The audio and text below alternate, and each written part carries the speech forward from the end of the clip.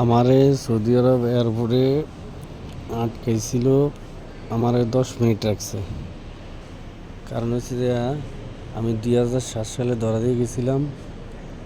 এই কারণে আমারে 10 মিনিট রাখিয়া তারা পুরান যে ফিঙ্গারপ্রিন্টটা দিয়ে গেছিলাম, এই ফিঙ্গারপ্রিন্টটা কাটটা তারা আবার ডিলিট করে দিছে। ডিলিট করে আবার নতুন করে করে দিছে। এখন আমি আজকে এই বুধবার বুধবার আজকে আমি ভোর 3টার দিকে আমার ধরছে।